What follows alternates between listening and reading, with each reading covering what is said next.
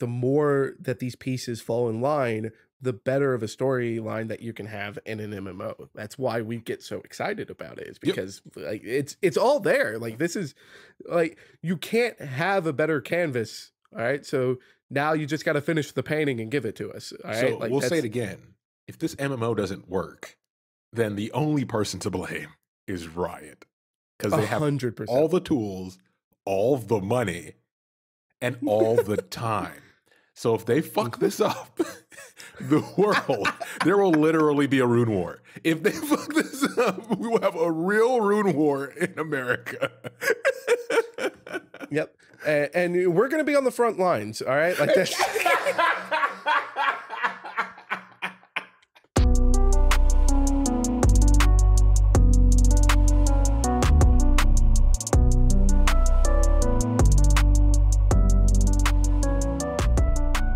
Welcome to Casuals of Runeterra, episode 93.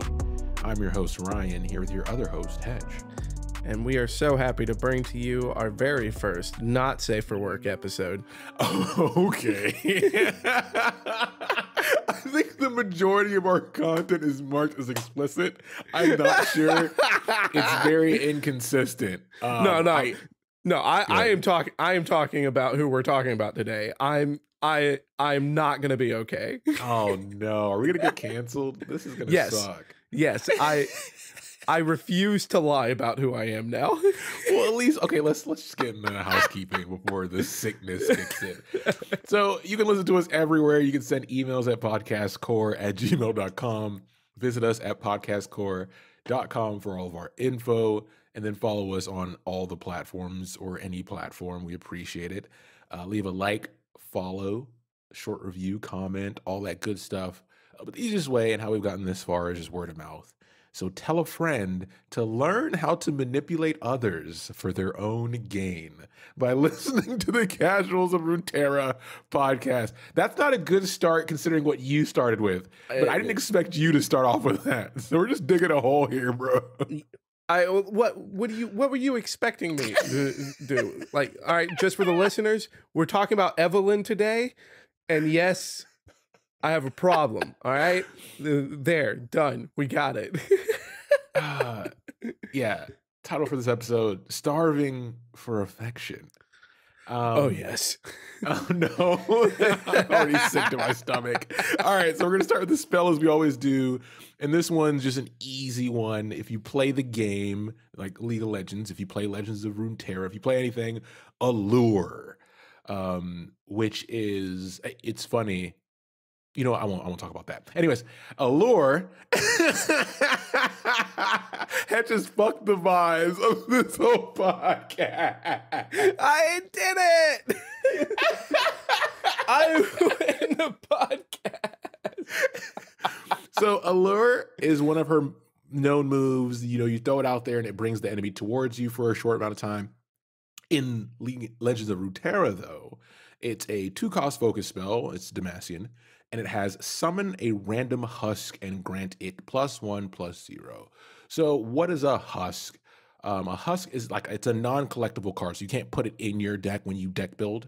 But she creates it in cards within her archetype, create them as well. That's Evelynn's thing. Hetch will talk about it in a bit.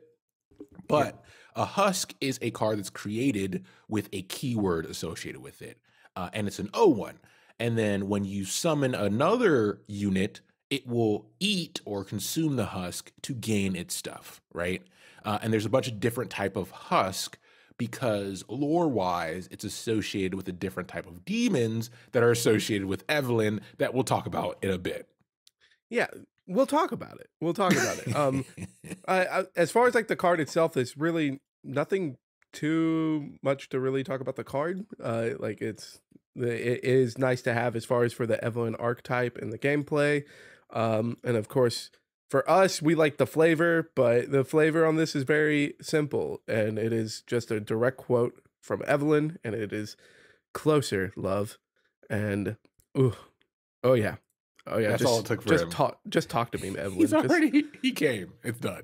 Yes, it's over. The episode is All complete.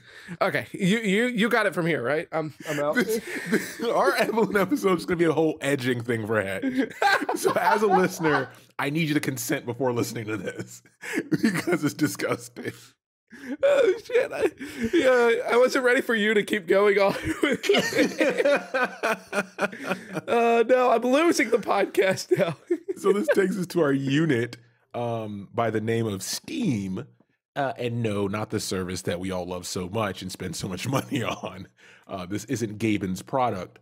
Steam is a demon. So this is outside of the game. So if you're only a League of Legends player, you don't really know. There's other things like nightmares, right? There's Nocturne. There's devils, quote unquote, / illusions like Shaco. And then there's demons like Evelynn, but we didn't know about other demons, right? And Evelynn actually has a following, and it's cool what they did with Legends of Runeterra because it's obviously a vehicle for increasing the lore of the world as we prepare for the MMO. Never forget, it's on the horizon. We can't wait. But it's cool to see all these lesser demons as they're referred to, and we'll talk a bit more about that. But we get Steam here, which is one of many other follower cards that fall within this lore. And he is a 6-cost scout with 6/5. And when I'm summoned, summon a random husk. So we have another reference to her archetype. But this is essentially just a vanilla card. Not much here as far as the card is concerned. Yeah, I mean, it is a nice card to have as far as for like being able to play along with Evelynn.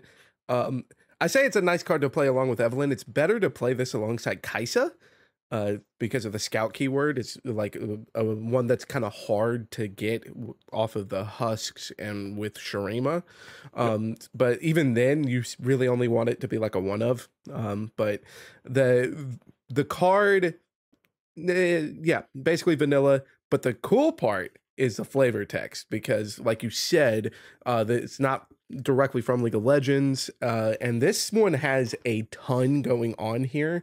And it's one of the reasons we get more excited about the idea of the MMO coming up because of just how much they put onto Steam here.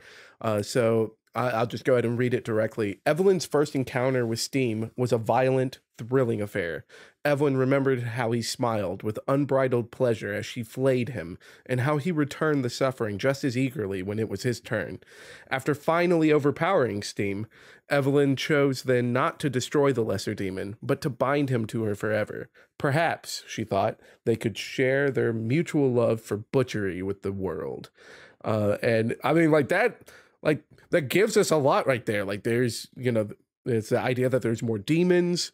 The Steam and Evelynn were not cool with each other in the beginning. There's a hierarchy, yeah.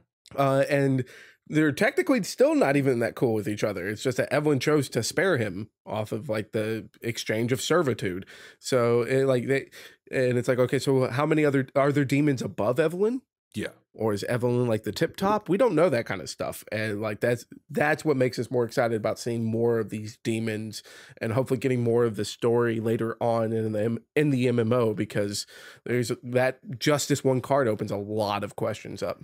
Yeah, and the other demons that we're going to talk about in a later episode, not the next one with her story, just later episodes. We're going to be around forever. Don't worry about it. So Steam is one demon that's mentioned here, and the other followers are Vora, Salter, Domination, and Solitude. And as far as the ranking, as far as like the art is concerned, it shows us that Evelynn is the leader. I mean, she's drawn in the middle, they're behind her, and they are skewed throughout Runeterra. That's the other part, is all of these demons are represented by different regions. And when you look at the Husk cards are all pulled from the same art piece, but it's a big art piece with multiple different nationalities in it, which shows they're feeding across Runeterra. So it's one of those things when you think about like the Black Rose, right? And things we've talked about in the past that, originate in a specific zone, but proliferate throughout Runeterra in some fashion. And in this one, we're specifically talking about demons. The other cool part about Steam is that the way it's described in the card, we do know Evelynn can change forms, right? She has like her wispy demon form, which we'll talk about. She has her physical, attractive form to attract humans. And then she has like a physical demon form. And assuming that we're making leaps here, but I like to think that Steam was her on a feeding hunt, and she thought he was a human while he was hunting, and then got his attention because they want the same thing. And then as she's feeding on him, she's like, oh shit, this is a demon. That would be like a really cool interaction to see, a short vid, that kind of stuff that we like. Yeah, like that would definitely be like really cool, because what if it wasn't that? Like, maybe Evelynn was hunting someone else entirely different, and then like her prey just gets pounced on.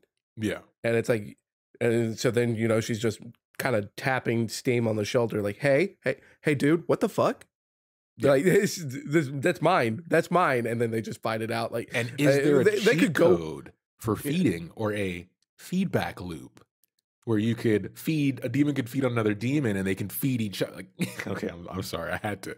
It was too easy.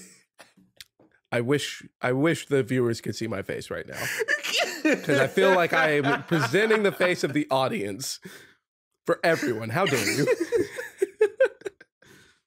you?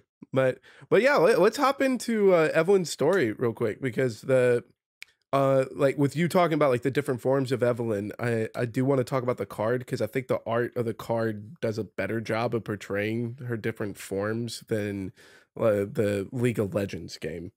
So Evelynn, as far as in short, Evelynn is a succubus, or a demon. She's a demon, but essentially a succubus demon that feeds on pain and suffering instead of what very lewd people are thinking. And since she's a demon that feeds on pain and suffering, that's it. That's the whole story. So next week, but yeah, no, that is like the short of it. But we're gonna talk about like where Evelynn came from, like in as far as her origins. Yeah. So if you go back and listen to some of our other episodes, kind of like our Nivea episode, or the episodes that deal with the more spiritual beings of Runeterra, or like one of our more recent ones, Ari episode 2, Evelynn started off as a spirit, but she was more of a shadow. It's so a shadow that is just a mass of energy and magics that had no form and had no consciousness. So unlike, Nivea and Ari, there wasn't a thing of just, like always having existed or anything like that. This consciousness of Evelynn wasn't there. It's just energy, just a mass of energy. And that stayed that way, just existing beneath Runeterra or throughout Runeterra. We're not entirely sure about that bit, but she existed that way for centuries. And it wasn't until the Rune Wars happened that anything even stirred or interacted with this energy at all. And we've talked a little bit about the Rune Wars before on our show. We haven't like gone into like too much detail, because that would have to be with a lot of like our super like ancient characters. There's so many catastrophes. It's hard to cover them all at once. So welcome to Ruination 4.0. Give us another 100 episodes. We'll get there. Yeah, we'll get there. But like it would be exciting to talk about, like Kayle and Morgana, to get more into the Rune Wars, but we do touch on it a bit in our Arcane episodes, because Heimerdinger and the show Arcane kind of, alludes to the idea that he was present for the Rune Wars. Yeah. So we touched on it a little bit there if you want to listen to those episodes, but we don't go into details with it. And we're not going to go into details with the Rune Wars here. What you need to know is that the Rune Wars was the most catastrophic event that happened for the first time in Runeterra. So before we've got our ruinations, the destruction of Shurima, the cataclysms, before we have any of that, and before we are even reaching the point of history that we are in right now at the story of Runeterra, we have the Rune Wars. And the Rune Wars, again, was essentially global catastrophe. And it is during this that this energy, this shadow, starts to stir, and it is prodded into an existence or into stirring by the pain and suffering of all of Runeterra. And if we're talking about a war, that's a lot. Like, Yeah. that's a lot of pain and suffering. This isn't just like, oh man, like 10 dudes got into a fight in the streets of Noxus and summoned a demon. Like this isn't what we're talking about. We're talking about like a global event, and it is that pain and suffering that stirs this shadow into consciousness. And what ends up happening is that this shadow begins to just consume all of it. As far as the direct words, it drank in all of Runeterra's pain, which it experienced as boundless pleasure. And That's dangerous. No, like everyone thinks of like pain, pleasure. Absolutely. There's like, that is, that's a universal truth. It is not recognized as a kink or a strangeness at all. I sense a hint of sarcasm. I'm not sure because I know you. So that's this is where we're at a crossroads. No. It's entirely sarcasm. I wanted to say that, when you talk about scale, on one of our episodes, specifically the Annie episode, both her biography and her story, we talked about just two people that were mages getting together and having a kid and what that caused. So if you think about the whole world of Runeterra, voila.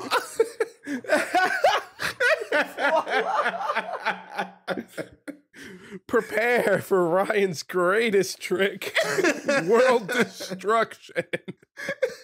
Oh Lord. So yeah, no, like, but I mean that's a perfect example. There's like, two powerful beings, two powerful beings in the world of Runeterra get together and they can create something that can have like an immense amount of power that even the strongest mages don't understand. So imagine if the whole world kind of got onto that idea of like, hey, let's start creating weapons to take out our enemies. That's a lot of pain and destruction. Yeah. So that is the amount of pain and destruction that stirs Evelynn into consciousness. But again, this stirring of consciousness and this consumption of pain as pleasure, Evelyn's still just a ball of energy. It's still just a shadow, a formless being. But now she's become conscious, and now she is addicted to the pain and suffering of the mortal realm. And this is, again, we're probably going to make comparisons a lot to Ari's episode because, Ari, as we talked about in that episode, she gets hooked on consuming all the experiences of the mortal people. And like, that's what kind of drags her into the mortal realm, is like, hey, I want to eat more. So, but with Evelynn, it's strictly just pain. Like, Ari kind of consumes all of the human experience. Evelynn is only interested in the pain, only in the suffering. And with wanting to have more of this, Evelynn just goes on this feeding frenzy of consuming everything that's happening throughout the Rune Wars. But the Rune Wars do not last forever. So when the Rune Wars end, all of a sudden, having the most intense, like, largest plate of food that Evelynn could have, she's now reduced to absolutely nothing. And like, we're talking about someone who went on like basically a meth bender and then is like, okay, now quit cold turkey. Yeah, like it's like we're out of meth, and everyone's like, no, I need more meth, and so she's gonna go out and get more meth. Yeah, she's not So the type to turn to like subsistence farming, right? That's not her bag. That's not how that no, works. no, it's not her bag. So this is when Evelynn is like, finally like, okay, well, if the people of Runeterra aren't gonna be, causing all the pain and destruction on their own, I'm gonna go out and get some. All right, I'm Hashtag going. evolution. Yeah, hashtag evolution. So Evelynn decides that she is going to start causing pain and suffering so that she can have something to eat. And it is in this quest that she discovers, hey, if I'm going to succeed in this, I need to be able to drag people towards me. I need to allure them. Mm-hmm. See what I did? Yeah, we're good at this. We should have a show. But she's like, I need something to allure my prey to me so that I can eat. Yeah. And again, since it's with pain and suffering too, she finds that it's more delicious to her, or essentially more pleasurable to her, if their pain and suffering is preceded by the idea that they're going to have a reward. Yeah. And it's like, so she starts studying the mortal people around her and takes on a form that is appealing to the mortals and that promises more than what she is offering them. Yeah. And has it in her physical form, in the way that she talks, the way that she walks. She is mimicking the perfect specimen. Anglerfish. Yeah, she becomes an anglerfish. So it's like, I'm going to create the most beautiful thing in the depths of the ocean. And it's like, I'm going to create the most beautiful light bulb. And this light bulb is going to have everybody wanting to change it.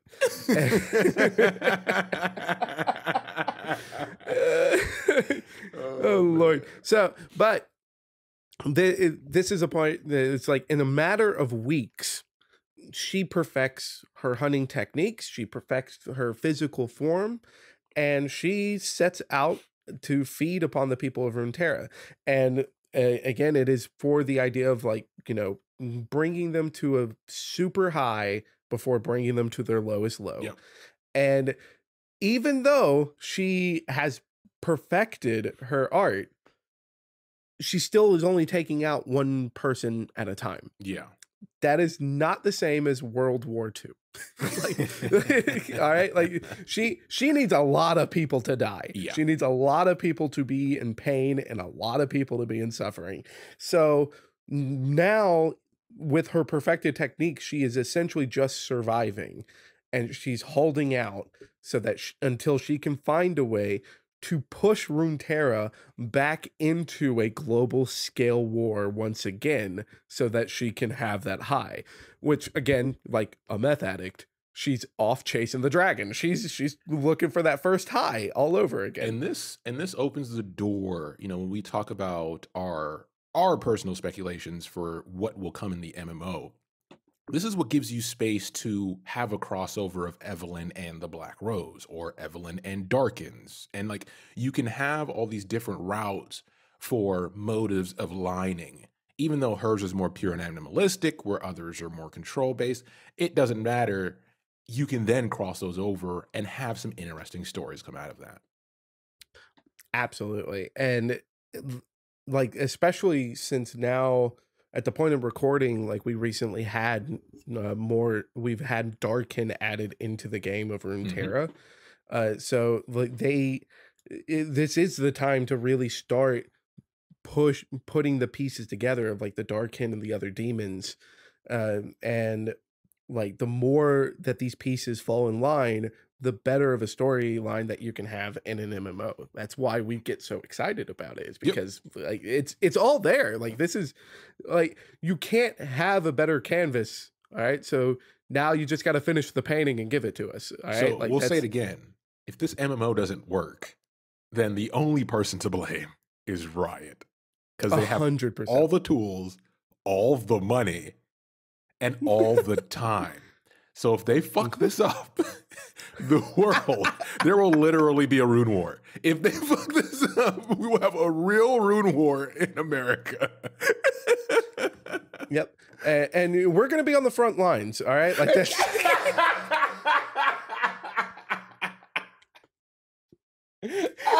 I've been That's why I've been hoarding all these bullets.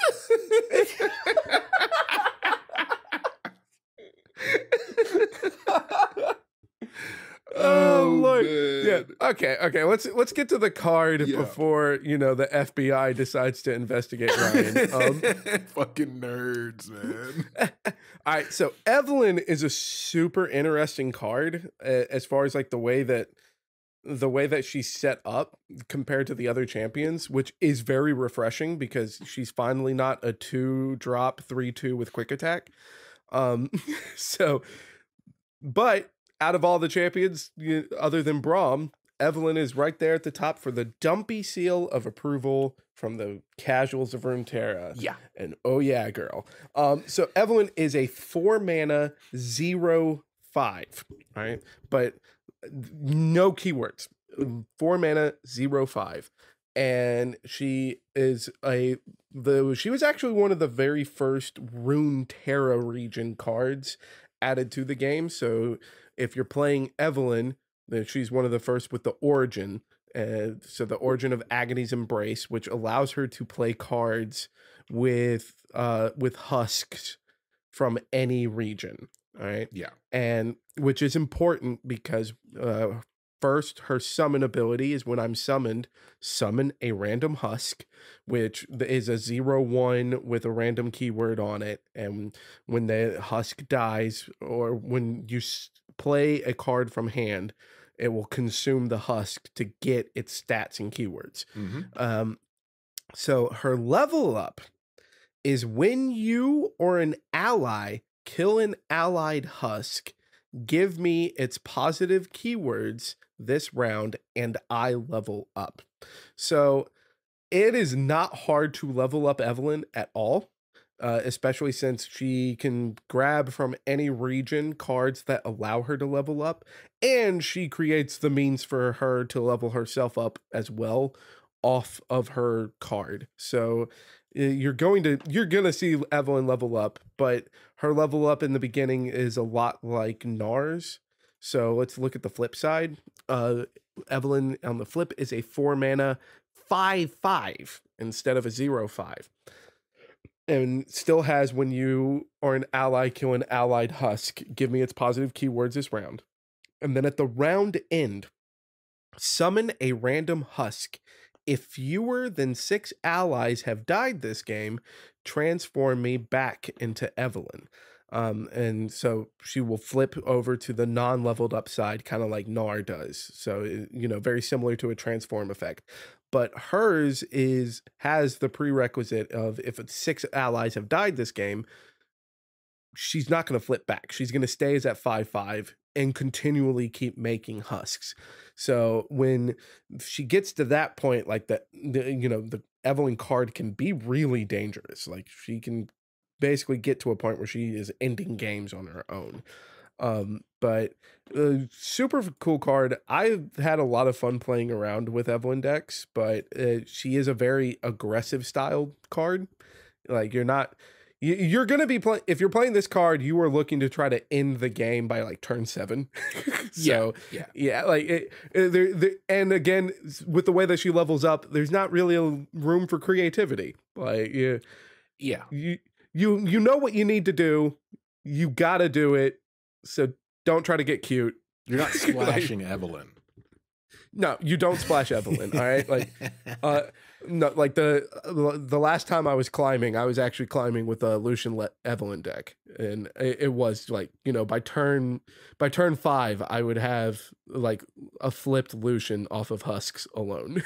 Like you can do like some scary things in the aggressive world with this, but it's very one dimensional. So it like players can play around it very easily. And thematically, thematically is pretty cool how, like Hetch mentioned, the stat line is very unique, right? Especially for, she doesn't have quick attack. But I mean, unique as being a 0/5, because as we mentioned earlier, she started off as nothing, right? So she's becoming something. And in the text, it talks about her creating a visage and then shedding that visage. So her going from point A to B to C and then back to point A to B to C. It's kind of like vampiric like, right? Right. Yeah, and it's really cool too, even though we because have we get in this universe.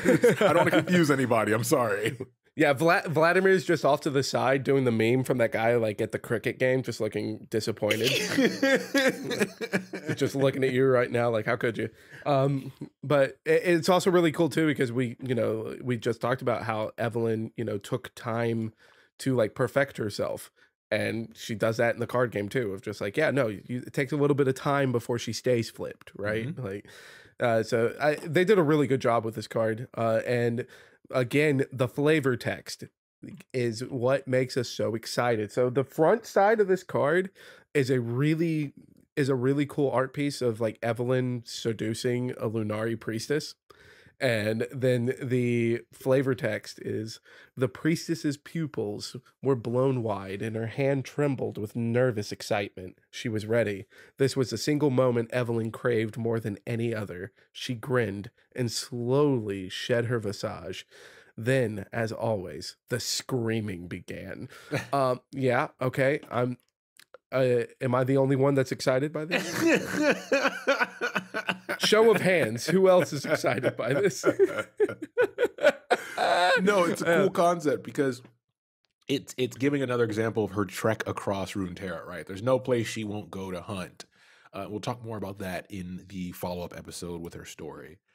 Right. Yeah. But to see her because if you've listened to our Aphelios episodes or any of our Lunari-related episodes, you'll know that lore. And that has its own shenanigans going on. So for Evelynn to insert herself in that space makes plenty of sense, because that specific part of Targon has a lot of its own turmoil going on, right? There's a lot of its own shit going on.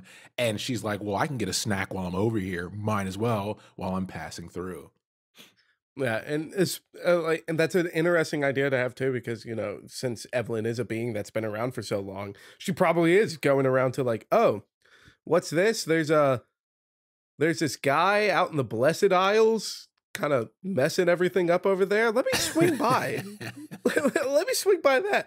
Oh, what's this going on in Shurima? All right, well, I'm gonna go backpack across the desert. Just another sundial exploding. Yeah, she's just like, hell yeah, Christmas came early. So, but that does take us to the other side of the card, and the flipped card. This is the art that you should definitely take a look at, as far as when we're talking about how excited we are for the other demons, because this gives a really good look as far as Evelynn's demon form and all the other demons in their demon form. So hell yeah. But the flavor text on this one is, as Evelynn stalked Runeterra, she attracted the attentions of lesser demons, each hoping to destroy the Widowmaker and feast on her power. She butchered most, of course, but a few talented individuals caught her eye. Today they live on, bound to their mistress, and when the mood strikes, Evelynn lets them out to play. And like, dude, like, hell yeah, I want to know more about the demons that didn't make the cut. Like what happened to them. I want to know about the demons that did make the cut. And I want to see what it's like when Evelynn's just like, okay, like, she opens the door and lets the dogs out. Like, yeah. Okay, go pee. I want to see what that's like, of just like, like a town being like, what in the hell is happening to us?